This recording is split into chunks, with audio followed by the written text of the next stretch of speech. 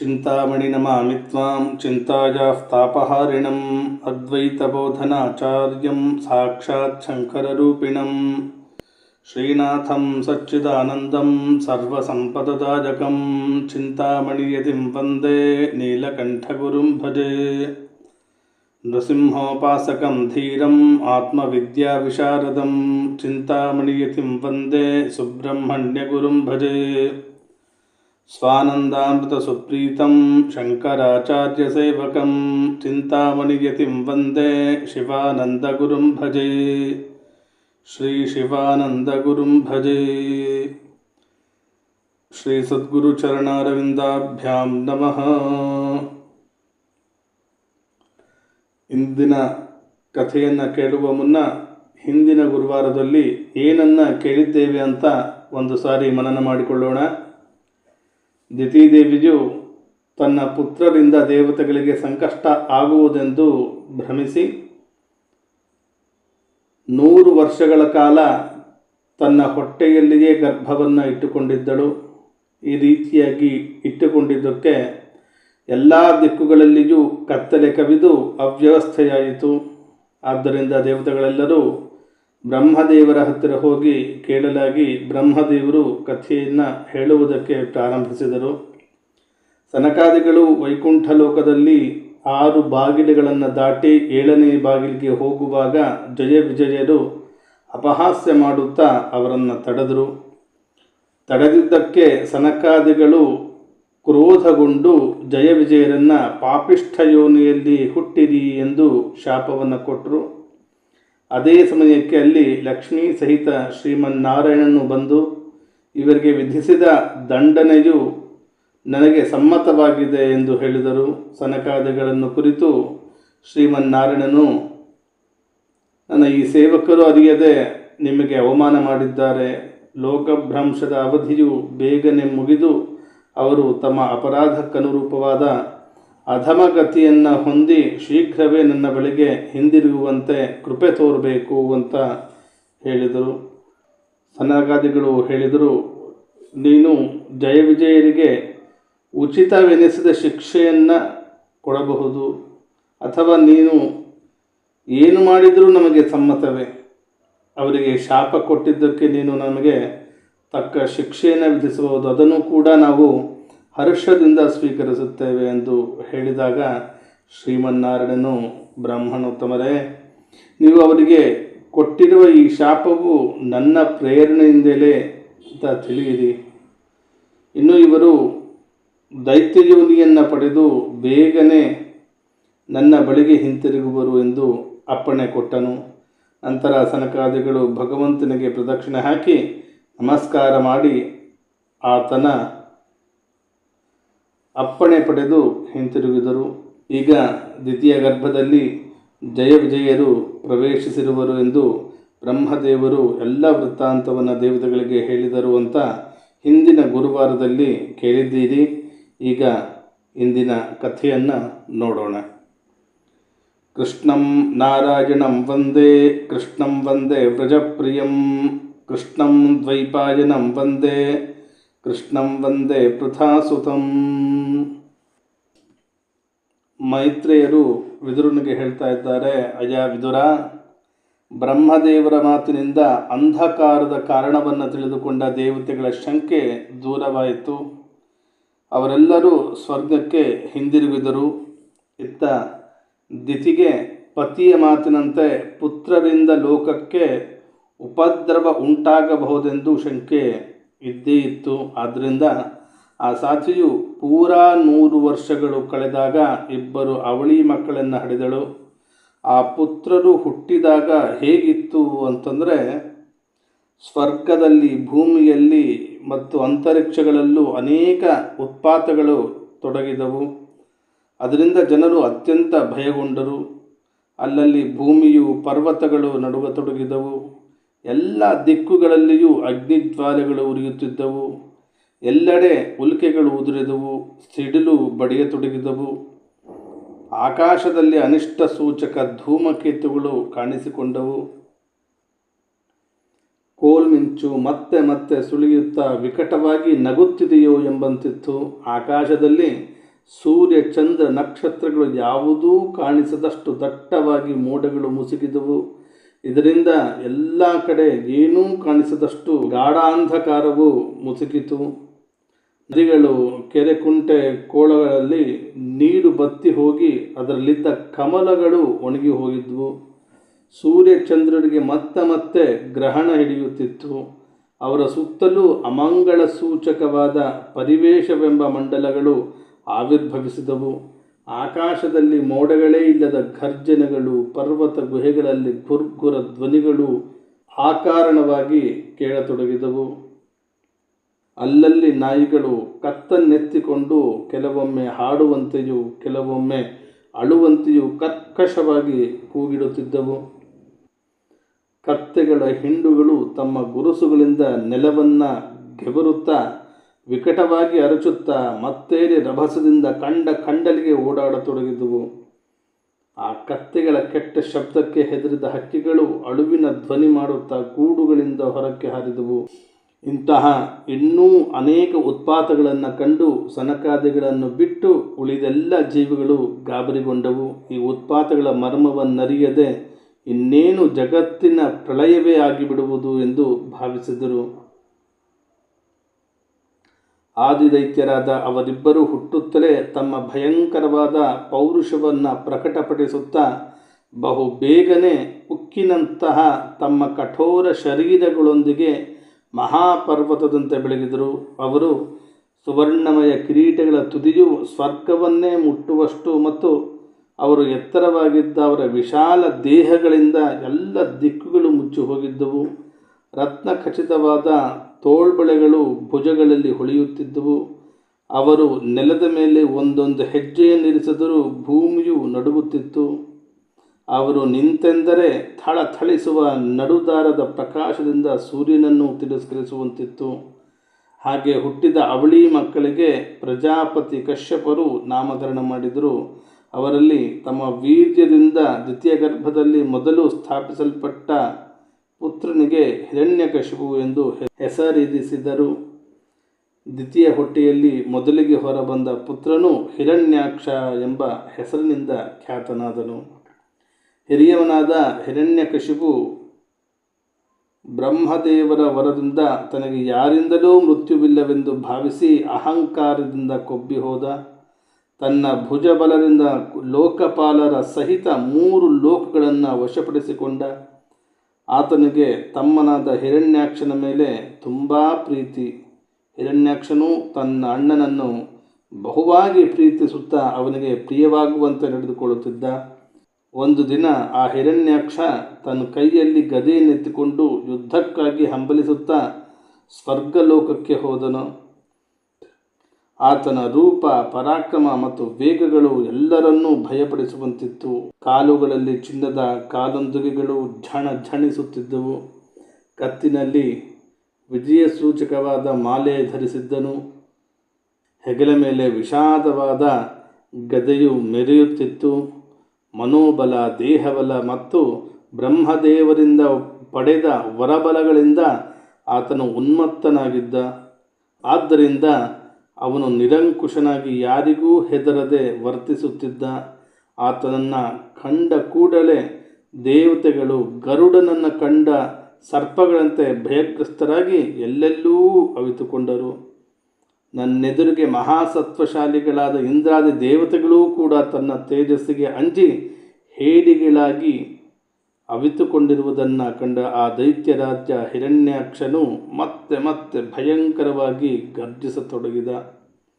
ಮತ್ತೆ ಆ ಮಹಾಬಲಶಾಲಿಯಾದ ದೈತ್ಯನು ಅಲ್ಲಿಂದ ಹಿಂದಿರುಗಿ ಜಲಕ್ರೀಡೆಯನ್ನಾಡಬೇಕು ಅಂತ ಬಯಸಿ ಮದ್ದಾನೆಯಂತೆ ತರಂಗಮಾಲೆಗಳಿಂದ ಭೀಕರವಾಗಿ ಗರ್ಜಿಸುತ್ತಿದ್ದ ಗಂಭೀರವಾದ ಸಮುದ್ರದೊಳಗೆ ನುಗ್ಗಿದ. ಅವನು ಸಮುದ್ರದೊಳಗೆ ಹೆಜ್ಜೆ ಇಡುತ್ತಲೇ ಅಲ್ಲಿದ್ದ ವರುಣನ ಸೈನಿಕರಾದ ಜಲಚರ ಜೀವಿಗಳೆಲ್ಲವೂ ತಬ್ಬಿಬ್ಬಾಗಿ ಆತನು ತಮ್ಮನ್ನು ಏನೂ ಮಾಡದಿದ್ದರೂ ಆತನ ತೇಜಸ್ಸಿನಿಂದಲೇ ಹೆದರಿ ದೂರಕ್ಕೆ ಓಡಿ ಹೋದವು. ಆ ಮಹಾಬಲಶಾಲಿಯಾದ ದೈತ್ಯನು ಅನೇಕ ವರ್ಷಗಳ ಕಾಲ ಆ ಕಡಲಿನಲ್ಲೇ ಅಂದರೆ ಆ ಸಮುದ್ರದಲ್ಲೇ ವಿಹರಿಸುತ್ತಿದ್ದ. ಅಲ್ಲಿಯೂ ತನಗೆ ಯಾರೂ ಎದುರಾಳಿಯೂ ಸಿಗದಿರುವಾಗ ಆತನು ವಾಯುವೇಗದಿಂದ ಮೇಲಕ್ಕೆ ಏಳುತ್ತಿದ್ದ ಪ್ರಚಂಡವಾದ ತರಂಗಗಳನ್ನೇ ತನ್ನ ಉಕ್ಕಿನ ಗದೆಯಿಂದ ಅಪ್ಪಳಿಸುತ್ತಿದ್ದನು. ಹೀಗೆ ಸುತ್ತಾಡುತ್ತಾ ಆತನು ವರುಣದೇವರ ರಾಜಧಾನಿಯಾದ ವಿಭಾವರಿಪುರಿಯನ್ನು ತಲುಪಿದ. ಅಲ್ಲಿ ಅವನು ಪಾತಾಳ ಲೋಕದ ಅಧಿಪತಿಯೂ ಜಲಚರ ಒಡೆಯನೂ ಆದ ವರುಣನನ್ನು ನೋಡಿ ಅವನನ್ನು ಗೇಲಿ ಕುಚೋದ್ಯಗಳನ್ನು ಮಾಡುತ್ತಾ ನೀಚ ಮನುಷ್ಯನಂತೆ ಅವನಿಗೆ ನಮಸ್ಕರಿಸಿದನು. ಮತ್ತೆ ಹುಸಿನಗೆಯಿಂದ ವ್ಯಂಗ್ಯವಾಗಿ, ಮಹಾರಾಜ, ನನಗೆ ಯುದ್ಧ ಭಿಕ್ಷೆಯನ್ನು ಕೊಡಿ ಅಂತ ಕೇಳಿದ. ಪ್ರಭುಗಳೇ, ನೀವಾದರೂ ಲೋಕಪಾಲರು, ರಾಜಾಧಿರಾಜರು, ಮಹಾಕೀರ್ತಿಶಾಲಿಗಳು, ತಮ್ಮನ್ನು ಮಹಾವೀರರೆಂದು ತಿಳಿದುಕೊಂಡಿದ್ದವರ ಮದವನ್ನು ಮರ್ದನ ಮಾಡಿದವರು ನೀವು. ಮೊದಲೊಮ್ಮೆ ಲೋಕದ ಎಲ್ಲ ದೈತ್ಯದಾನವರನ್ನು ಸೋಲಿಸಿ ರಾಜಸ್ವ ಯಜ್ಞವನ್ನು ಮಾಡಿದ್ದೀರಿ ಅಂತ ಹೇಳಿದ. ಆ ಮದೋನ್ಮತ್ತ ಶತ್ರುವಿನ ಇಂತಹ ಹೀಯಾಳಿಕೆಯನ್ನ ಮಾತನ್ನು ಕೇಳಿ ವರುಣನಿಗೆ ಮಿತಿಮೀರಿದ ಕೋಪ ಉಂಟಾದರೂ ಅವನು ತನ್ನ ಬುದ್ಧಿಬಲದಿಂದ ಉಮ್ಮಳಿಸಿ ಕ್ರೋಧವನ್ನು ನುಂಗಿಕೊಂಡ. ಅವನಿಗೆ ವರುಣನು ಹೇಳ್ತಾನೆ, ಅಯ್ಯ ವೀರಾಗ್ರಣಿಯೇ, ಈಗ ನನಗೆ ಯುದ್ಧದ ಯಾವುದೇ ಅಭಿಲಾಷೆಯೂ ಉಳಿಯಲಿಲ್ಲ. ನಿನ್ನಂತಹ ರಣಕುಶಲಿಯನ್ನು ಯುದ್ಧದಲ್ಲಿ ಸಂತೋಷಪಡಿಸಲು ಪುರಾಣ ಪುರುಷೋತ್ತಮನಾದ ಭಗವಂತನಲ್ಲದೆ ಬೇರೆ ಯಾರೂ ಕಂಡುಬರುವುದಿಲ್ಲ. ದೈತ್ಯರಾಜನೇ, ನೀನು ಆತನ ಬಳಿಗೆ ಹೋಗು, ಅವನೇ ನಿನ್ನ ಇಷ್ಟಾರ್ಥವನ್ನು ಈಡೇರಿಸುವನು. ನಿನ್ನಂಥ ವೀರಾಗ್ರಣಿಗಳು ಆತನ ಪರಾಕ್ರಮವನ್ನೇ ಹಾಡಿ ಹೊಗಳುತ್ತಾರೆ. ಆತನು ಮಹಾವೀರಾಧಿವೀರನು. ಅವನ ಬಳಿಗೆ ಹೋದೊಡನೆಯೇ ನಿನ್ನ ಗರ್ವವು ಇಳಿದು ಹೋಗಿ ನೀನು ನಾಯಿಗಳಿಂದ ಸುತ್ತುವರಿಯಲ್ಪಟ್ಟ ವೀರಶೈಲಿಯಲ್ಲಿ ಮಲಗುವೆ. ಅವನು ನಿನ್ನಂತಹ ದುಷ್ಟರನ್ನು ನಿಗ್ರಹಿಸಿ ಸತ್ಪುರುಷರನ್ನು ಸಲಹುವುದಕ್ಕಾಗಿ ನಾನಾ ರೂಪಗಳನ್ನು ಧರಿಸಿ ಇರುತ್ತಾನೆ ಅಂತ ಹೇಳಿದ. ಶ್ರೀಹರಿಯು ನಿನ್ನನ್ನು ಯುದ್ಧದಲ್ಲಿ ಕೊಲ್ಲುವನು ಎಂಬ ವರುಣದೇವರ ಮಾತನ್ನು ಕೇಳಿ ಆ ಉನ್ಮತ್ತನಾದ ಹಿರಣ್ಯಾಕ್ಷನಿಗೆ ಸ್ವಲ್ಪವೂ ಅಂಜಿಕೆಯಾಗಲಿಲ್ಲ. ಅದನ್ನು ಲೆಕ್ಕಕ್ಕೆ ತೆಗೆದುಕೊಳ್ಳದೆ ತನಗೆ ತಕ್ಕ ಶತ್ರುವಾದ ಹರಿಯು ಎಲ್ಲಿದ್ದಾನೆ ಅಂತ ಒಡನೆಯೇ ನಾರದರಿಂದ ತಿಳಿದು ರಭಸದಿಂದ ರಸಾತಲವನ್ನು ಹೊಕ್ಕನು. ಅಲ್ಲಿ ಅವನು ವಿಶ್ವವಿಜಯಿಯಾದ ಆ ವರಾಹ ಭಗವಂತನು ಭೂಮಿಯನ್ನು ತನ್ನ ಕೋರೆದಾಡೆಗಳ ಮೇಲಿರಿಸಿಕೊಂಡು ಮೇಲಕ್ಕೆ ಬರುತ್ತಿರುವುದನ್ನು ಕಂಡ. ಅವನು ತನ್ನ ಕೆಂಗಣ್ಣಿನಿಂದ ಕಾಂತಿಯಿಂದ ಪರರ ತೇಜಸ್ಸನ್ನು ಕಸಿದುಕೊಳ್ಳುತ್ತಾ ಮುನ್ನಡೆಯುತ್ತಿದ್ದಾನೆ. ಆತನನ್ನು ನೋಡಿದ ಕೂಡಲೇ ದೈತ್ಯನು ಗೊಳ್ಳನೆ ನಕ್ಕು, ಅರೆ, ಈ ಕಾಡಿನ ಪಶುವು ಇಲ್ಲಿ ಯಾಕೆ ಬಂತು ಎಂದು ಅಪಹಾಸ್ಯ ಮಾಡಿದ. ಎಲ್ಲವೋ ಮೂಢನೇ, ಇತ್ತವ, ಈ ಭೂಮಿಯನ್ನು ಬಿಟ್ಟುಬಿಡು. ಇದನ್ನು ವಿಶ್ವಕರ್ತನಾದ ಬ್ರಹ್ಮನು ರಸಾತಳದಲ್ಲಿ ವಾಸಿಸುವ ನಮ್ಮ ವಶಕ್ಕೆ ಒಪ್ಪಿಸಿರುವನು. ಎಲೈ ಹಂದಿಯ ರೂಪವನ್ನಂತ ಸುರಾಧಾಮನೇ, ನನ್ನ ಕಣ್ಣು ಎದುರಿಗೆ ಇದನ್ನು ಎತ್ತಿಕೊಂಡು ನೆಮ್ಮದಿಯಾಗಿ ಹೋಗಲಾರೆ. ನೀನು ಮಾಯೆಯಿಂದ ಅಡಗಿಕೊಂಡೇ ದೈತ್ಯರನ್ನು ಜಯಿಸಿಕೊಂಡು ಬಿಡುವೆ. ಹೀಗೆ ಮೋಸದಿಂದ ನಮ್ಮನ್ನು ಕೊಲ್ಲುವುದಕ್ಕಾಗಿಯೇ ನಿನ್ನನ್ನು ನಮ್ಮ ಶತ್ರುಗಳು ಸಾಕಿದ್ದಾರೋ? ನಿನ್ನ ಬಲವಾದರೂ ಯೋಗ ಮಾಯೆ ಒಂದೇ ಆಗಿದೆ. ಅದನ್ನು ಬಿಟ್ಟು ನಿನ್ನಲ್ಲಿ ಬೇರೆ ಪೌರುಷ ಏನಿದೆ ಎಂದು ನಿನ್ನನ್ನು ಮುಗಿಸಿ ನನ್ನ ಬಂಧುಗಳ ದುಃಖವನ್ನು ದೂರ ಮಾಡುತ್ತೇನೆ. ಇಂದು ನಾನು ಬೀಸುವ ಗದೆಯ ಏಟಿನಿಂದ ನಿನ್ನ ತಲೆಯು ಒಡೆದು ಹೋಗಿ ನೀನು ಸತ್ತು ಹೋದಾಗ ನಿನ್ನನ್ನು ಆರಾಧಿಸುತ್ತಿರುವ ದೇವತೆಗಳು, ಋಷಿಗಳು ಬೇರು ಕಿತ್ತ ಮರದಂತೆ ತಾವಾಗಿಯೇ ನಾಶವಾಗಿ ಹೋಗುವರು. ಹಿರಣ್ಯಾಕ್ಷನು ಭಗವಂತನನ್ನು ದುರ್ವಚನಗಳೆಂಬ ಬಾಣಗಳಿಂದ ನೋಯಿಸುತ್ತಿದ್ದರೂ ಕೋರೆ ಹಲ್ಲುಗಳ ತುದಿಯಲ್ಲಿದ್ದ ಭೂದೇವಿಯು ಅಸುರನ ಬೆದರಿಕೆಯಿಂದ ಭಯಗೊಂಡಿರುವುದನ್ನು ಮನಗಂಡು ಶತ್ರುವಿನ ವಾಗ್ಬಾಣಗಳನ್ನು ಸ್ವಾಮಿಯು ಸಹಿಸಿಕೊಂಡು ಮೊಸಳೆಯ ಏಟು ತಿಂದ ಗಜರಾಜನು ತನ್ನ ಹೆಣ್ಣಾನೆಯೊಡನೆ ಹೊರಬರುವಂತೆ ನೀರಿನಿಂದ ಹೊರಬರುತ್ತಿದ್ದ. ಹೀಗೆ ತನ್ನ ಹೀಯಾಳಿಕೆಗೆ ಯಾವ ಉತ್ತರವನ್ನೂ ಕೊಡದೆ ಶ್ರೀ ವರಾಹಮೂರ್ತಿಯು ನೀರಿನಿಂದ ಹೊರಗೆ ಹೋಗುತ್ತಿರುವುದನ್ನು ಕಂಡಾಗ ತೀಕ್ಷ್ಣ ತೀಕ್ಷ್ಣವಾದ ಕೋರೆ ಹಲ್ಲುಗಳಿಂದ ಕೂಡಿದ ಆ ದೈತ್ಯನು ಮೊಸಳೆಯು ಆನೆಯನ್ನು ಅಟ್ಟಿಸಿಕೊಂಡು ಹೋಗುವಂತೆ ಆತನನ್ನು ಹಿಂಬಾಲಿಸಿ ಸಿಡಿಲಿನಂತೆ ಅಬ್ಬರಿಸುತ್ತಾ ಎಲ್ಲವೋ ಹೇಳಿಯಂತೆ ಹೀಗೆ ಓಡಿ ಹೋಗುವುದರಲ್ಲಿ ನಿನಗೆ ನಾಚಿಕೆ ಆಗ್ತಾ ಇಲ್ವಾ? ನಾಚಿಕೆಗೆಟ್ಟ ನೀಚರಿಗೆ ನಿಂದ್ಯವಾದುದು ಏನಿದೆ ಅಂತ ನುಡಿದ. ಶ್ರೀ ಭಗವಂತನು ಭೂಮಿಯನ್ನು ನೀರಿನಿಂದ ಮೇಲಕ್ಕೆತ್ತಿ ತಂದು ಯೋಗ್ಯ ಜಾಗದಲ್ಲಿ ಇರಿಸಿ ಅದರಲ್ಲಿ ತನ್ನ ಆಧಾರ ಶಕ್ತಿಯನ್ನು ತುಂಬಿದ. ಆಗ ಹಿರಣ್ಯಾಕ್ಷನು ನೋಡುತ್ತಿರುವಂತೆಯೇ ಸೃಷ್ಟಿಕರ್ತನಾದ ಬ್ರಹ್ಮದೇವರು ಅವನನ್ನು ಸ್ತುತಿಸಿದರು. ದೇವತೆಗಳು ಪುಷ್ಪವೃಷ್ಟಿಗಿರಿದರು.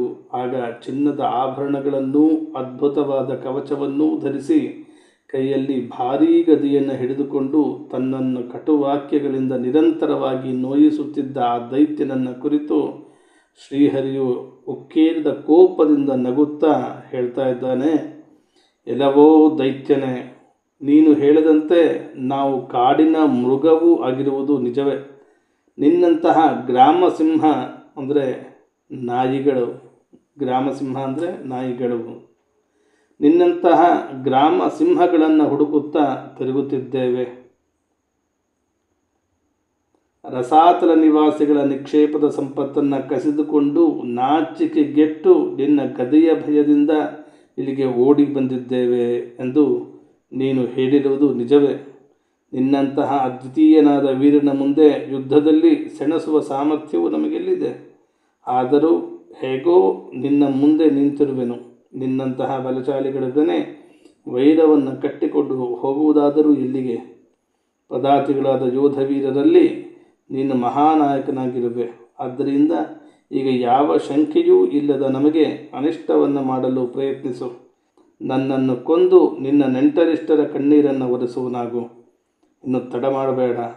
ಮಾಡಿದ ಪ್ರತಿಜ್ಞೆಯನ್ನು ನೆರವೇರಿಸದವನು ಅಸಭ್ಯನು, ಸತ್ಪುರುಷರಲ್ಲಿ ಸೇರಿ ಕುಳಿತುಕೊಳ್ಳಲು ಯೋಗ್ಯನಲ್ಲ ಅಂತ ಹೇಳಿದ. ಶ್ರೀ ಭಗವಂತನು ಕ್ರೋಧದಿಂದ ಹೀಗೆ ಆ ದೈತ್ಯನನ್ನು ತಿರಸ್ಕರಿಸಿ ಅಪಹಾಸ್ಯ ಮಾಡಿದಾಗ ಅವನು ಕಾಲಿನಿಂದ ಮೆಟ್ಟಿ ಆಟವಾಡಿಸಲ್ಪಟ್ಟ ಕಾಳಿಂಗ ಸರ್ಪದಂತೆ ಕೆರಳಿ ಕ್ರೋಧದಿಂದ ಭುಗಿಲೆದ್ದನು. ಅವನು ಸಿಟ್ಟಿನಿಂದ ಸಿಡಿಮಿಡಿಗೊಂಡು ನಿಟ್ಟುಸಿರು ಬಿಡತೊಡಗಿದ. ಆತನ ಇಂದ್ರಿಯಗಳು ಪ್ರಕ್ಷುಬ್ಧವಾದವು. ಒಡನೆಗೆ ಆತನು ಹೌಹಾರಿ ಹರಿಯ ಮೇಲೆ ಗದೆಯನ್ನು ಪ್ರಯೋಗಿಸಿದ. ಆದರೆ ಭಗವಂತನು ತನ್ನ ಎದೆಯ ಮೇಲೆ ಪ್ರಯೋಗಿಸಿದ ಶತ್ರುವಿನ ಗದಾಘಾತವನ್ನು ಯೋಗಸಿದ್ಧ ಪುರುಷರು ಮೃತ್ಯುವಿನ ಆಕ್ರಮಣದಿಂದ ತನ್ನನ್ನು ರಕ್ಷಿಸಿಕೊಂಡಂತೆ ವ್ಯರ್ಥವಾಗಿಸಿದನು. ಮತ್ತೆ ದೈತ್ಯನ ಕ್ರೋಧದಿಂದ ತುಟಿಯನ್ನು ಕಚ್ಚಿಕೊಳ್ಳುತ್ತಾ ತನ್ನ ಗದೆಯನ್ನು ಮತ್ತೆ ಮತ್ತೆ ತಿರುಗಿಸಿ ತೊಡಗಿದಾಗ ಶ್ರೀಹರಿಯು ಕೋಪಗೊಂಡು ಆತನ ಮೇಲೆ ಛಂಗನೆ ಹಾರಿದ. ಆಗ ಪ್ರಭುವು ಶತ್ರುವಿನ ಬಲಹುಬ್ಬಿನ ಮೇಲೆ ಗದೆಯಿಂದ ಬೀಸಿ ಹೊಡೆಯಲು ಗದಾಯುದ್ಧದಲ್ಲಿ ಕುಶಲನಾದ ಹಿರಣ್ಯಾಕ್ಷನು ಅದನ್ನು ಮಧ್ಯದಲ್ಲಿಯೇ ತನ್ನ ಗದೆಯಿಂದ ತಡೆದನು. ಹೀಗೆ ಶ್ರೀಹರಿಯು ಮತ್ತು ಹಿರಣ್ಯಾಕ್ಷನು ಒಬ್ಬರನ್ನೊಬ್ಬರು ಜಯಿಸುವ ಇಚ್ಛೆಯಿಂದ ಅತ್ಯಂತ ಕ್ರುದ್ಧರಾಗಿ ಪರಸ್ಪರ ಭಾರವಾದ ಗದೆಗಳಿಂದ ಪ್ರಹರಿಸತೊಡಗಿದರು. ಇಬ್ಬರಲ್ಲಿಯೂ ಒಬ್ಬರನ್ನೊಬ್ಬರು ಗೆಲ್ಲಬೇಕೆಂಬ ಸ್ಪರ್ಧೆಯುಂಟಾಯಿತು. ಇಬ್ಬರ ಅಂಗಗಳು ಗದೆಗಳ ಏಟುಗಳಿಂದ ಗಾಯಗೊಂಡು ಅವುಗಳಿಂದ ಸುರಿಯುತ್ತಿದ್ದ ರಕ್ತದ ವಾಸನೆಯಿಂದ ಇಬ್ಬರಿಗೂ ಕ್ರೋಧವು ಉಕ್ಕೇರಿಸುತ್ತಿತ್ತು. ಇಬ್ಬರೂ ಬಗೆ ಬಗೆಯ ವರಸೆಗಳನ್ನು ತೋರಿಸತೊಡಗಿದರು. ಹಸುವಿಗೋಸ್ಕರ ಸೆಣಸಾಡುವ ಎರಡು ಹೋರಿಗಳಂತೆ ಭೂಮಿಗೋಸ್ಕರವಾಗಿ ಇಬ್ಬರೂ ಭಯಂಕರವಾಗಿ ಯುದ್ಧ ಮಾಡತೊಡಗಿದರು. ಹೀಗೆ ಹಿರಣ್ಯಾಕ್ಷನಿಗೂ ಮಾಯೆಯಿಂದ ವರಾಹ ರೂಪವನ್ನ ಅಂತ ಯಜ್ಞಮೂರ್ತಿಯಾದ ಭಗವಂತನಿಗೂ ಭೂದೇವಿಯನ್ನು ಗೆಲ್ಲಬೇಕೆಂಬ ಹಗೆತನದಿಂದ ಯುದ್ಧವಾಗುತ್ತಿರಲು ಅದನ್ನು ನೋಡಲು ಋಷಿಗಳೊಡನೆ ಬ್ರಹ್ಮದೇವರು ಅಲ್ಲಿಗೆ ಬಂದರು. ಅವರ ಸುತ್ತಲೂ ಸಾವಿರಾರು ಋಷಿಗಳು ನೆರೆದಿದ್ದರು. ಈ ದೈತ್ಯನು ಭಾರೀ ಶೂರನಾಗಿದ್ದಾನೆ, ಇವನಲ್ಲಿ ಭಯವೆಂಬುದೇ ಇಲ್ಲ, ಆಕ್ರಮಣ ಮಾಡುವುದರಲ್ಲಿ ಸಮರ್ಥನಾಗಿದ್ದಾನೆ. ಈತನ ಪರಾಕ್ರಮವನ್ನು ನುಚ್ಚುನೂರು ಮಾಡುವುದು ಅತಿ ಕಠಿಣ ಕಾರ್ಯವಾಗಿದೆ ಎಂಬುದನ್ನು ಗಮನಿಸಿದ ಬ್ರಹ್ಮದೇವರು ಆದಿವರಾಹರೂಪಿಯಾದ ನಾರಾಯಣನಲ್ಲಿ ಭಿನ್ನವಿಸಿಕೊಂಡನು. ಸ್ವಾಮಿ, ಈ ದುಷ್ಟ ದೈತ್ಯನು ನನ್ನಿಂದ ವರವನ್ನು ಪಡೆದು ತುಂಬ ಪ್ರಬಲನಾಗಿ ಬಿಟ್ಟಿರುವನು. ಈಗ ಈತನು ನಿನ್ನಲ್ಲಿ ಶರಣಾಗತರಾಗಿರುವ ಗೋವುಗಳಿಗೂ ಬ್ರಾಹ್ಮಣರಿಗೂ ದೇವತೆಗಳಿಗೂ ಹಾಗೂ ನಿರಪರಾಧಿ ಜೀವಿಗಳಿಗೂ ತೊಂದರೆಯನ್ನುಂಟು ಮಾಡುತ್ತಾ ದುಃಖವನ್ನು ಭಯವನ್ನು ತುಂಬಿಸುತ್ತಿದ್ದಾನೆ. ತನಗೆ ಸಾಟಿಯಾದ ಬೇರೊಬ್ಬ ಯೋಧನು ಇಲ್ಲವಾದ್ದರಿಂದ ಈ ಲೋಕಕಂಟಕನು ತನ್ನನ್ನು ಎದುರಿಸಿ ಯುದ್ಧ ಮಾಡುವ ವೀರನನ್ನು ಹುಡುಕುತ್ತಾ ಎಲ್ಲ ಲೋಕಗಳಲ್ಲಿಯೂ ಸಂಚರಿಸುತ್ತಿದ್ದಾನೆ. ಈ ದುಷ್ಟನು ಅತಿ ಮಾಯಾವಿಯೂ ದುರಹಂಕಾರಿಯೂ ನಿರಂಕುಶನೂ ಆಗಿದ್ದಾನೆ. ಮಗುವು ಕೋಪಗೊಂಡ ಹಾವಿನೊಡನೆ ಆಟವಾಡುವಂತೆ ನೀನು ಈತನೊಡನೆ ಹುಡುಗಾಟ ಮಾಡಬೇಡ. ಓ ದೇವ ಅಚ್ಯುತ, ಈ ದಾರುಣ ದೈತ್ಯನಿಗೆ ಬಲವನ್ನು ವೃದ್ಧಿಪಡಿಸುವ ಸಮಯವು ಬಂದು ಈತನು ಹೆಚ್ಚು ಬಲಶಾಲಿಯಾಗುವುದರೊಳಗೆ ನೀನು ನಿನ್ನ ಯೋಗ ಮಾಯೆಯನ್ನು ಸ್ವೀಕರಿಸಿ ಈ ಪಾಪಿಯನ್ನು ಸಂಹರಿಸಿಬಿಡು. ಇದು ಲೋಕವನ್ನು ಸಂಹಾರ ಮಾಡುವ ಭಯಂಕರವಾದ ಸಂಧ್ಯಾಕಾಲವು ಬರುವುದರಲ್ಲಿದೆ. ಅಷ್ಟರೊಳಗೆ ಈತನನ್ನು ಸಂಹಾರ ಮಾಡಿ ದೇವತೆಗಳಿಗೆ ವಿಜಯವನ್ನು ದಯಪಾಲಿಸು. ಈಗ ಅಭಿಜಿತ್ ಎಂಬ ಮಂಗಳಮಯವಾದ ಮುಹೂರ್ತದ ಯೋಗವು ಬಂದಿದೆ. ಆದ್ದರಿಂದ ನಿನ್ನ ಸುಹೃದರಾದ ನಮ್ಮ ಕಲ್ಯಾಣಕ್ಕಾಗಿ ಈ ದುರ್ಜಯ ದೈತ್ಯನನ್ನು ಬೇಗನೆ ಸಂಹರಿಸಿಬಿಡು. ಪ್ರಭೋ, ತನ್ನ ಮೃತ್ಯುವಾಗಿ ವಿಧಾಯಕನಾಗಿರುವ ನಿನ್ನ ಬಳಿಗೆ ನಮ್ಮೆಲ್ಲರ ಸೌಭಾಗ್ಯದಿಂದ ಈತನೇ ಬಂದು ಸೇರಿದ್ದಾನೆ. ಈಗ ನೀನು ಯುದ್ಧದಲ್ಲಿ ಪರಾಕ್ರಮದಿಂದ ಈತನನ್ನು ಕೊಂದು ಲೋಕಗಳಿಗೆ ಶಾಂತಿಯನ್ನು ಉಂಟು ಮಾಡು. ಬ್ರಹ್ಮದೇವರು ನುಡಿದ ಈ ನಿಷ್ಕಪಟವೂ ಅಮೃತಮಯವೂ ಆದ ವಿಜ್ಞಾಪನೆಯನ್ನು ಕೇಳಿ ಭಗವಂತನು ಅವನ ಮುಗ್ಧತನಕ್ಕಾಗಿ ನಸುನಕ್ಕು ತನ್ನ ಪ್ರೇಮಪೂರಿತವಾದ ಕಡೆಗಣ್ಣ ನೋಟದಿಂದ ಅವನ ಪ್ರಾರ್ಥನೆಯನ್ನು ಸ್ವೀಕರಿಸಿದನು. ಮತ್ತೆ ಅವನು ತನ್ನ ಮುಂದೆ ನಿರ್ಭಯನಾಗಿ ಸಂಚರಿಸುತ್ತಿದ್ದ ಶತ್ರುವಿನ ಮೇಲೆ ದಿಢೀರನೆ ಎರಗಿ ಆತನ ದವಡೆಯ ಮೇಲೆ ಗದೆಯನ್ನು ಬೀಸಿದ. ಆದರೆ ಹಿರಣ್ಯಾಕ್ಷನ ಗದೆಯು ಢಿಕ್ಕಿ ಹೊಡೆದು ಆ ಗದೆಯು ಭಗವಂತನ ಕೈಯಿಂದ ಜಾರಿ ಸುತ್ತು ಹೊಡೆಯುತ್ತಾ ನೆಲದಲ್ಲಿ ಉರುಳಿ ಕಂಗೊಳಿಸಿತು. ಆದರೆ ಅದು ತುಂಬ ಅದ್ಭುತವಾದ ಘಟನೆಯಂತೆ ಎಂದು ಎಲ್ಲರಿಗೂ ಅನಿಸಿತು. ಆಗ ಶತ್ರುವಿನ ಮೇಲೆ ಆಕ್ರಮಣ ಮಾಡಲು ಒಳ್ಳೆಯ ಅವಕಾಶವಿದ್ದರೂ ಶತ್ರುವು ಆಯುಧರಹಿತನಾಗಿರುವುದನ್ನು ಕಂಡ ಹಿರಣ್ಯಾಕ್ಷನು ಯುದ್ಧ ಧರ್ಮವನ್ನು ಪಾಲಿಸುತ್ತಾ ಅವನ ಮೇಲೆ ಆಕ್ರಮಣ ಮಾಡಲಿಲ್ಲ. ಭಗವಂತನ ಕ್ರೋಧವನ್ನು ಹೆಚ್ಚಿಸಲೆಂದೇ ಅವನು ಹೀಗೆ ಮಾಡಿದ. ಗದೆಯು ಕೆಳಗೆ ಉರುಳಿ ಜನರು ಅದಕ್ಕಾಗಿ ಹಾಹಾಕಾರ ಮಾಡಿ ಸುಮ್ಮನಾಗಲು ಪ್ರಭುವು ಆತನ ಧರ್ಮ ಬುದ್ಧಿಯನ್ನು ಪ್ರಶಂಸೆ ಮಾಡಿ ತನ್ನ ಸುದರ್ಶ ಚಕ್ರವನ್ನು ಸ್ಮರಿಸಿದ. ಸುದರ್ಶನ ಚಕ್ರವು ಒಡನೆಯೇ ಅಲ್ಲಿ ಕಾಣಿಸಿಕೊಂಡು ಭಗವಂತನ ಕರದಲ್ಲಿ ತಿರುಗತೊಡಗಿತು. ಆದರೆ ಭಗವಂತನು ತನ್ನ ಮುಖ್ಯ ಪಾರ್ಷದನಾಗಿದ್ದ ದೈತ್ಯಧಮ ಹಿರಣ್ಯಾಕ್ಷನೊಡನೆ ವಿಶೇಷವಾಗಿ ಕ್ರೀಡಿಸತೊಡಗಿದನು. ಆಗ ಆತನ ಪ್ರಭಾವವನ್ನರಿಯದೆ ದೇವತೆಗಳು, ಪ್ರಭೋ ನಿನಗೆ ಜಯವಾಗಲಿ, ಈತನನ್ನು ಇನ್ನೂ ಆಟವಾಡಿಸಬೇಡ, ಶೀಘ್ರವಾಗಿ ಸಂಹರಿಸಿಬಿಡು ಎಂದು ವಿಚಿತ್ರವಾಗಿ ಪ್ರಾರ್ಥಿಸುತ್ತಿರುವುದನ್ನು ಸ್ವಾಮಿಗೆ ಕೇಳಿಸಿತು. ಕಮಲಾಕ್ಷನಾದ ಶ್ರೀಹರಿಯು ತನ್ನೆದುರಿಗೆ ಸುದರ್ಶನ ಚಕ್ರಧಾರಿಯಾಗಿ ನಿಂತಿರುವುದನ್ನು ನೋಡಿ ಆ ದೈತ್ಯರಾಜನ ಸಕಲೇಂದ್ರಿಯಗಳು ತಳಮಳಗೊಂಡವು. ಅವನು ನಿಟ್ಟುಸಿರು ಬಿಡುತ್ತಾ ಹಲ್ಲುಗಳಿಂದ ತುಟಿಯನ್ನು ಕಚ್ಚಿಕೊಳ್ಳತೊಡಗಿದನು. ಆಗ ತೀಕ್ಷ್ಣವಾದ ಕೋರೆ ಹಲ್ಲುಗಳುಳ್ಳ ದೈತ್ಯನು ಭಗವಂತನನ್ನು ಭಸ್ಮ ಮಾಡಿಬಿಡುವನು ಎಂಬಂತೆ ದುರುಗಟ್ಟಿ ನೋಡತೊಡಗಿದ. ಅವನು ಛಂಗನೆ ಜಿಗಿದು, ಎಲ್ಲವೋ ಈಗ ನೀನು ಉಳಿಯಲಾರೆ ಎಂದು ಘರ್ಜಿಸುತ್ತಾ ಶ್ರೀಹರಿಯ ಮೇಲೆ ಬಲವಾಗಿ ಗದೆಯನ್ನು ಪ್ರಯೋಗಿಸಿದ. ಯಜ್ಞಮೂರ್ತಿಯಾದ ಭಗವಾನ್ ವರಾಹಸ್ವಾಮಿಯು ಶತ್ರುವು ನೋಡುತ್ತಿರುವಂತೆ ತನ್ನ ಎಡಗಾಲಿನಿಂದ ಆ ಗದೆಯನ್ನು ಲೀಲಾಜಾಲವಾಗಿ ಕೆಳಕ್ಕೆ ಉರುಳಿಸಿ, ಎಲೆ ದೈತ್ಯನೇ, ನೀನು ನನ್ನನ್ನು ಗೆಲ್ಲಲು ಬಯಸುತ್ತೀಯೆ, ಆದ್ದರಿಂದ ನಿನ್ನ ಶಸ್ತ್ರವನ್ನು ಎತ್ತಿಕೊಂಡು ಮತ್ತೊಂದು ಬಾರಿ ಆಕ್ರಮಣ ಮಾಡುವನಾಗು ಎಂದು ಹೇಳಿ ಆತನಿಗೆ ಭಗವಂತನು ಹೇಳಿದ್ದನ್ನು ಕೇಳಿ ಆತನು ಮತ್ತೆ ಗದೆಯನ್ನು ಪ್ರಯೋಗಿಸಿ ಭಯಂಕರವಾಗಿ ಗರ್ಜಿಸಿದ. ಗದೆಯು ತನ್ನತ್ತ ಬರುತ್ತಿರುವುದನ್ನು ಕಂಡು ಭಗವಂತನು ಗರುಡನು ಹೆಣ್ಣು ಸರ್ಪವನ್ನು ಹಿಡಿಯುವಂತೆ ನಿಂತಲ್ಲೇ ಅದನ್ನು ಅನಾಯಾಸವಾಗಿ ಹಿಡಿದುಕೊಂಡನು. ತನ್ನ ಪ್ರಯತ್ನವು ವ್ಯರ್ಥವಾದುದನ್ನು ಕಂಡು ಆ ಮಹಾದೈತ್ಯನ ಗರ್ವವು ಇಳಿದು ತೇಜಸ್ಸು ನಷ್ಟವಾಗಿ ಹೋಯಿತು.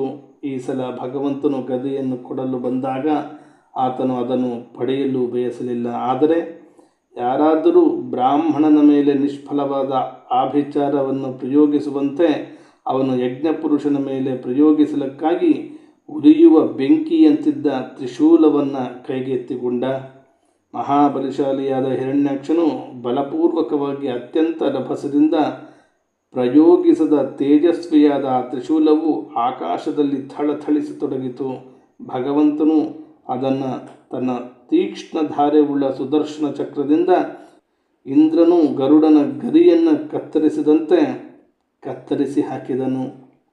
ಭಗವಂತನ ಚಕ್ರದಿಂದ ನುಚ್ಚು ನೂರಾದ ತನ್ನ ತ್ರಿಶೂಲವನ್ನು ಕಂಡು ದೈತ್ಯನಿಗೆ ಮಿತಿಮೀರಿದ ಕ್ರೋಧ ಉಂಟಾಯಿತು. ಆಗ ಅವನು ಭಗವಂತನ ಬಳಿಗೆ ಬಂದು ತನ್ನ ಕಠೋರವಾದ ಮುಷ್ಟಿಯಿಂದ ಶ್ರೀವತ್ಸ ಚಿಹ್ನೆಯಿಂದ ಬೆಳಗುತ್ತಿದ್ದ ಆತನ ಎದೆಗೆ ಬಲವಾಗಿ ಗುದ್ದಿ ಜೋರಾಗಿ ಗರ್ಜಿಸಿ ಕಣ್ಮರೆಯಾಗಿ ಬಿಟ್ಟನು. ಗಜರಾಜನ ಮೇಲೆ ಹೂವಿನ ಹಾರದ ಏಟು ಏನೂ ಪರಿಣಾಮ ಬೀರದಂತೆ ದೈತ್ಯನು ಈ ಏಟು ಹೊಡೆದರೂ ಭಗವಂತನಾದ ಆದಿವರಾಹಸ್ವಾಮಿಯು ಸ್ವಲ್ಪವೂ ವಿಚಲಿತನಾಗಲಿಲ್ಲ. ಆಗ ಆ ಮಹಾಮಾಯಾವಿಯಾದ ದೈತ್ಯನು ಮಾಯೆಗೆ ಅಧಿಪತಿಯಾದ ಶ್ರೀಹರಿಯ ಮೇಲೆ ಅನೇಕ ರೀತಿಯ ಮಾಯೆಗಳನ್ನು ಪ್ರಯೋಗಿಸತೊಡಗಿದನು. ಅದನ್ನು ಕಂಡು ಎಲ್ಲ ಪ್ರಜೆಗಳು ಭಯಗೊಂಡು ಈಗಲೇ ಜಗತ್ತಿನ ಪ್ರಳಯವಾಗುವುದೋ ಎಂದು ತಿಳಿದರು. ಆಗ ಭಯಂಕರವಾದ ಬಿರುಗಾಳಿಯು ಬೀಸುತ್ತಾ ಧೂಳಿನಿಂದ ಎಲ್ಲ ಕಡೆ ಕತ್ತಲೆಯ ತುಂಬಿ ಹೋಯಿತು. ಎಲ್ಲ ಕಡೆಯಿಂದ ಕವಣೆಯ ಯಂತ್ರದಿಂದ ಎಸೆಯುತ್ತಿವೆಯೋ ಎಂಬಂತೆ ಕಲ್ಲುಗಳ ಸುರಿಮಳೆ ಬೀಳತೊಡಗಿತು. ಸುಳಿಮಿಂಚುಗಳೊಡನೆ ಸಿಡಿಲುಗಳಿಂದ ಮೋಡಗಳು ಎಲ್ಲ ಕಡೆ ಕವಿದು ಆಕಾಶದಲ್ಲಿ ಸೂರ್ಯಚಂದ್ರ ನಕ್ಷತ್ರಗಳೆಲ್ಲ ಅಡಗಿ ಹೋದವು. ಹಾಗೂ ಕೂದಲು, ಕೀವು, ಮಲಮೂತ್ರಗಳು, ಎಲುಬುಗಳು ನಿರಂತರ ಸುರಿಯತೊಡಗಿದವು. ಬಗೆ ಬಗೆಯ ಅಸ್ತ್ರಶಸ್ತ್ರಗಳ ಮಳೆಗೆರೆಯುವ ಪರ್ವತಗಳೇ ಕಾಣಿಸತೊಡಗಿದವು. ಕೈಯಲ್ಲಿ ತ್ರಿಶೂಲವನ್ನು ಹಿಡಿದು ತಲೆಗೆದರಿಕೊಂಡಿದ್ದ ಬೆತ್ತಲೆಯರಾದ ರಾಕ್ಷಸಿಯರು ಕಾಣಿಸತೊಡಗಿದರು. ಬಹುಸಂಖ್ಯೆಯಲ್ಲಿ ಕಾಲಾಳುಗಳು, ಕುದುರೆ ಸವಾರರು, ರಥಿಕರು, ಮದ್ದಾನೆಗಳ ಮೇಲೇರಿದ್ದ ಮಾವುತರು, ಕೊಲ್ಲುವುದಕ್ಕಾಗಿ ಸಿದ್ಧರಾಗಿದ್ದ ಯಕ್ಷ ರಾಕ್ಷಸರು, ಕೊಲ್ಲು ಖಡಿ ಎಂದು ಕೂಗುತ್ತಿರುವ ಅತ್ಯಂತ ಕ್ರೂರವೂ ಹಿಂಸಾಮಯವೂ ಆದ ಕೋಲಾಹಲ ಶಬ್ದವೇ ಎಲ್ಲ ಕಡೆ ಕೇಳಿಸತೊಡಗಿತು. ಹೀಗೆ ಪ್ರಕಟಗೊಂಡ ಆ ಆಸುರಿ ಮಾಯೆಯನ್ನು ನಾಶಗೊಳಿಸುವುದಕ್ಕಾಗಿ ಯಜ್ಞಮೂರ್ತಿಯಾದ ಶ್ರೀ ವರಾಹಸ್ವಾಮಿಯು ತನ್ನ ಪ್ರಿಯವಾದ ಸುದರ್ಶನ ಚಕ್ರವನ್ನು ಪ್ರಯೋಗಿಸಿದ. ಆಗ ತನ್ನ ಮಾಯೆಯು ನಾಶವಾದಾಗ ಆ ದೈತ್ಯನು ಪುನಃ ಭಗವಂತನ ಬಳಿಗೆ ಬಂದ. ಅವನು ಕೆರಳಿದ ಕೋಪದಿಂದ ಭಗವಂತನನ್ನು ಚೂರು ಚೂರು ಮಾಡಬೇಕೆಂದು ಬಯಸಿ ಆತನನ್ನು ತನ್ನ ತೋಳ್ತೆಕ್ಕೆಯಲ್ಲಿ ಅವಚಿ ಹಿಡಿದುಕೊಂಡನು. ಆದರೆ ಭಗವಂತನಾದರೂ ಹೊರಗೆ ನಿಂತಿರುವುದನ್ನು ನೋಡಿದನು. ಆಗ ಅವನು ಮತ್ತೂ ಕ್ರುದ್ಧನಾಗಿ ತನ್ನ ವಜ್ರದಂತಹ ಮುಷ್ಟಿಗಳಿಂದ ಭಗವಂತನನ್ನು ಥಳಿಸತೊಡಗಿದ. ಒಡನೆಯೇ ಭಗವಂತನು ದೇವೇಂದ್ರನು ವೃತ್ರಾಸುರನನ್ನು ಬಡಿಯುವಂತೆ ಆತನ ಕೆನ್ನೆಗೆ ಒಂದು ಪೆಟ್ಟು ಕೊಟ್ಟ. ವಿಶ್ವವಿಜಯಿಯಾದ ಭಗವಂತನೇನೂ ಆತನಿಗೆ ಉಪೇಕ್ಷೆಯಿಂದಲೇ ಹೊಡೆದಿದ್ದ. ಆದರೂ ಕೂಡ ಆ ಏಟಿನಿಂದ ಹಿರಣ್ಯಾಕ್ಷನ ದೇಹವು ಗಿರ್ರನೆ ತಿರುಗಿತು. ಕಣ್ಣಾಲೆಗಳು ಹೊರಬಂದವು. ಕೈ, ಕಾಲು, ಕೂದಲು ಛಿನ್ನ ಭಿನ್ನವಾಗಿ ಆತನು ಗತಪ್ರಾಣನಾಗಿ ಬಿರುಗಾಳಿಯಿಂದ ಬುಡ ಸಹಿತ ಉರುಳಿದ ಮಹಾವೃಕ್ಷದಂತೆ ನೆಲಕ್ಕೆ ಉರುಳಿದನು. ಹಿರಣ್ಯಾಕ್ಷನ ತೇಜವು ಆಗಲೂ ಕುಂದಲಿಲ್ಲ. ಕರಾಳವಾದ ಕೋರೆ ಹಲ್ಲುಗಳಿಂದ ತುಟಿಗಳನ್ನು ಕಚ್ಚಿಕೊಂಡು ನೆಲದ ಮೇಲೆ ಶವವಾಗಿ ಬಿದ್ದಿರುವ ದೈತ್ಯನನ್ನು ನೋಡಿ ಯುದ್ಧವನ್ನು ನೋಡಲು ಬಂದಿದ್ದ ಬ್ರಹ್ಮಾದಿ ದೇವತೆಗಳು ಅವನನ್ನು ಪ್ರಶಂಸಿಸುತ್ತಾ, ಆಹಾ, ಇಂತಹ ಅಲಭ್ಯವಾದ ಮೃತ್ಯುವು ಬೇರಾರಿಗೆ ತಾನೇ ದೊರಕಿತು ಎಂದು ಉದ್ಗರಿಸಿದರು. ತಮ್ಮ ಮಿಥ್ಯಾ ಉಪಾಧಿಗಳಿಂದ ಬಿಡುಗಡೆ ಹೊಂದಲು ಯೋಗಿಗಳು ಏಕಾಂತದಲ್ಲಿ ಸಮಾಧಿ ಯೋಗದಿಂದ ಯಾವಾತನ ಧ್ಯಾನ ಮಾಡುತ್ತಾರೋ ಅಂತಹ ಭಗವಂತನ ಚರಣಹತಿಯಿಂದ ಆತನ ಮುಖಾರವಿಂದವನ್ನೇ ನೋಡುತ್ತಾ ದೇಹತ್ಯಾಗ ಮಾಡಿದನಲ್ಲವೇ ಈ ದೈತ್ಯರಾಜನು. ಈ ಹಿರಣ್ಯಾಕ್ಷ ಮತ್ತು ಹಿರಣ್ಯಕಶಿಪು ಭಗವಂತನೇ ಪಾರ್ಷದರೇ ಆಗಿದ್ದಾರೆ. ಶಾಪವಶದಿಂದ ಅಧೋಗತಿ ಪ್ರಾಪ್ತವಾಗಿತ್ತು. ಇನ್ನು ಒಂದೆರಡು ಜನ್ಮಗಳಲ್ಲೇ ಇವರು ಮತ್ತೆ ತಮ್ಮ ಸ್ವಸ್ಥಾನಕ್ಕೆ ಹಿಂದಿರುಗುವರು ಎಂದು ಆತನ ಧನ್ಯತೆಯನ್ನು ಕೊಂಡಾಡಿದರು. ಮೈತ್ರೇಯರು ಹೇಳುತ್ತಾರೆ, ಎಲೆ ವಿದುರನೇ, ಹೀಗೆ ಮಹಾಪರಾಕ್ರಮಿಯಾದ ಹಿರಣ್ಯಾಕ್ಷನನ್ನು ವಧಿಸಿ ಬ್ರಹ್ಮಾದಿ ದೇವತೆಗಳು ಸ್ತುತಿ ಮಾಡುತ್ತಿರುವಂತೆ ಭಗವಂತನಾದ ಆದಿವರಾಹಸ್ವಾಮಿಯು ತನ್ನ ಅಖಂಡ ಆನಂದಮಯ ಧಾಮಕ್ಕೆ ತೆರಳಿದನು. ಮಿತ್ರ ವಿದುರನೇ, ಭಗವಂತನು ಅವತರಿಸಿ ಹೇಗೆ ಲೀಲೆಗಳನ್ನು ಮಾಡುತ್ತಾನೆ ಮತ್ತು ಮಹಾಪರಾಕ್ರಮಿಯಾದ ಹಿರಣ್ಯಾಕ್ಷನನ್ನು ಯುದ್ಧದಲ್ಲಿ ಹೇಗೆ ಆಟದ ಬೊಂಬೆಯಂತೆ ಮುರಿದು ಹಾಕಿದನು ಎಂಬುದನ್ನು ನಾನು ಗುರುಮುಖದಿಂದ ಕೇಳಿದಂತೆ ನಿನಗೆ ನಿರೂಪಿಸಿದ್ದೇನೆ ಅಂತ ಮೈತ್ರೇಯರು ಹೇಳಿದರು. ಶೌನಕಾದಿಗಳಿಗೆ ಸೂತ ಪುರಾಣಿಕರು ಹೇಳುತ್ತಾರೆ, ಮೈತ್ರೇಯ ಮಹರ್ಷಿಗಳಿಂದ ಭಗವಂತನ ಈ ಕಥೆಯನ್ನು ಕೇಳಿ ಪರಮಭಾಗವತೋತ್ತಮನಾದ ವಿದುರನಿಗೆ ಪರಮಾನಂದ ಉಂಟಾಯಿತು. ಪವಿತ್ರವಾದ ಕೀರ್ತಿಯುಳ್ಳ ಮಹಾಯಶಸ್ವಿಗಳಾದ ಮಹಾಪುರುಷರ ಚರಿತ್ರೆಗಳನ್ನು ಕೇಳಿದರೂ ಪರಮಾನಂದ ಉಂಟಾಗುವುದು. ಹೀಗಿರುವಾಗ ಶ್ರೀವತ್ಸಲಾಂಛನ ಭೂಷಿತ ಶ್ರೀ ಭಗವಂತನ ಲೀಲೆಗಳನ್ನು ಕೇಳಿದಾಗ ಆಗುವ ಆನಂದದ ಬಗೆಗೆ ಏನು ಹೇಳುವುದಿದೆ. ಘೋರವಾದ ಮೊಸಳೆಯು ಗಜರಾಜನ ಕಾಲನ್ನು ಹಿಡಿದುಕೊಂಡಾಗ ಗಜರಾಜನು ಪ್ರಭುವಿನ ಪಾದಗಳನ್ನು ಧ್ಯಾನಿಸತೊಡಗಿದನು. ಅವನ ಪರಿವಾರದ ಹೆಣ್ಣಾನೆಗಳೂ ದುಃಖದಿಂದ ಕೂಗಿಕೊಳ್ಳುತ್ತಿದ್ದವು. ಅಂತಹ ಕಷ್ಟ ಸಮಯದಲ್ಲಿ ಒಡನೆಯೇ ಮೈದೂರಿ ಭಕ್ತ ಗಜೇಂದ್ರನನ್ನು ದುಃಖದ ದಿಸೆಯಿಂದ ಬಿಡಿಸಿದ ಪರಮ ಕರುಣಾಳುವೆ ಈತನು. ಶರಣು ಬಂದ ಸರಳ ಹೃದಯರಾದ ಭಕ್ತರಲ್ಲಿ ಸಹಜವಾಗಿಯೇ ಪ್ರಸನ್ನನಾಗುವನು. ಆದರೆ ದುಷ್ಟ ಪುರುಷರಿಗೆ ದೂರವಾಗಿರುವನು. ಅವರಿಗೆ ಅವನು ಒಲುಮೆ ದೊರೆಯದು. ಉಪಕಾರಗಳನ್ನು ಗುರುತಿಸುವ ಕೃತಜ್ಞನಾದ ಯಾರು ತಾನೇ ಆ ಭಕ್ತ ಪ್ರಿಯನನ್ನು ಸೇವಿಸುವುದಿಲ್ಲ. ಶೌನಕಾದಿ ಮಹರ್ಷಿಗಳೇ, ಭೂಮಿಯನ್ನು ಉದ್ಧರಿಸುವುದಕ್ಕಾಗಿ ವರಾಹ ರೂಪವನ್ನು ಧರಿಸಿದ ಶ್ರೀಹರಿಯು ಮಾಡಿದ ಹಿರಣ್ಯಾಕ್ಷವಧವೆಂಬ ಅದ್ಭುತವಾದ ಈ ಲೀಲೆಯನ್ನು ಕೇಳುವವನು, ಹಾಡುವವನು, ಅನುಮೋದಿಸುವವನು ಬ್ರಹ್ಮಹತ್ಯೆಗೆ ಮುಂತಾದ ಘೋರ ಪಾತಕಗಳಿಂದ ಸಹಜವಾಗಿ ಬಿಡುಗಡೆ ಹೊಂದುತ್ತಾನೆ. ಈ ಚರಿತ್ರೆಯು ಅತ್ಯಂತ ಪುಣ್ಯಪ್ರದವಾದುದು, ಪರಮ ಪವಿತ್ರವಾದದ್ದು, ಧನ್ಯವಾದದ್ದು. ಕೇಳುವ ಸುಕೃತಿಗಳಿಗೆ ಧನವನ್ನು, ಯಶಸ್ಸನ್ನು ದಯಪಾಲಿಸುವುದು, ಆಯುಷ್ಯವನ್ನು ವೃದ್ಧಿಗೊಳಿಸುವುದು, ಕಾಮನೆಗಳನ್ನು ಈಡೇರಿಸುವುದು, ಯುದ್ಧದಲ್ಲಿ ಪ್ರಾಣ ಮತ್ತು ಇಂದ್ರಿಯಗಳ ಶಕ್ತಿಯನ್ನು ಹೆಚ್ಚಿಸುವುದು. ಇದನ್ನು ಕೇಳಿದವರಿಗೆ ಕೊನೆಗೆ ಶ್ರೀಮನ್ನಾರಾಯಣನ ಆಶ್ರಯವೇ ದೊರೆಯುವುದು. ಶ್ರೀಕೃಷ್ಣಾರ್ಪಣಮಸ್ತು.